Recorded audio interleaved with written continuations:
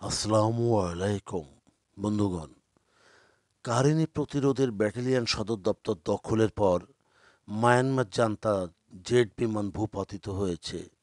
কাহিনী বাহিনী দাবি করেছে যে তারা মঙ্গলবার কায়া রাজ্যের হপাসাওয়াং শহরে তাদের অভিযানের সময় নিখোঁজ হয়ে যাওয়া মিয়ানমার সরকারের একটি যুদ্ধবিমানকে গুলি করে তারা ভূপাতিত করেছে। সীমান্তবর্তী বাগো অঞ্চলের একটি গ্রামে এই যুদ্ধবিমানের ধ্বংসাবশেষ পাওয়া গেছে, যা কারেনি ন্যাশনাল ডিফেন্স ফোর্স কেএনডিএফ এই দাবি করেছে।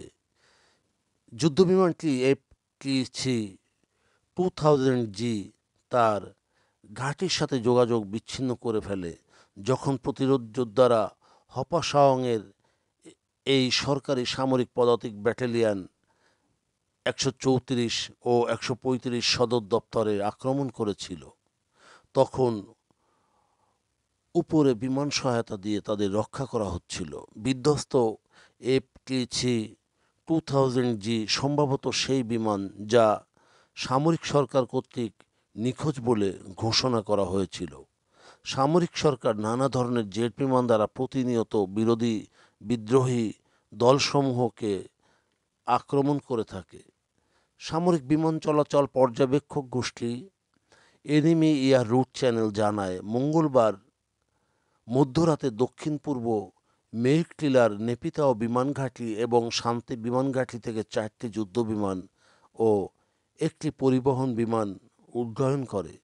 ভূপাতিত বিমানের দাম $8.5 মিলিয়ন, যা চীন থেকে 6টি জেট বিমান ক্রয় করা হয়েছিল এবং 2022 সালে উত্তর শান রাজ্যের নাম হোসান বিমান ঘাঁটিতে দুটি সরবরাহ করা হয়েছিল।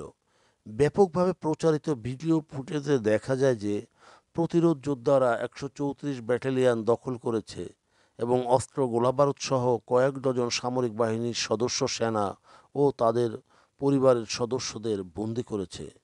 গত 10 জুন সরকার বিরোধী সংগঠন পিপলস লিবারেশন আর্মি দাবি করে যে তারা সাগাইং অঞ্চলের পালেতে কার্নটাউক থানা দখলের জন্য যুদ্ধের সময় একটি যুদ্ধবিমান গুলি করে ভূপাতিত করেছে, যা আমরা আগেকার একটি ভিডিওতে দেখিয়েছি। বন্ধুগণ, যদিও সরকার দাবি করে সেটি ছিল ইঞ্জিন বিকলকৃত একটি ভূপাতিত বিমান।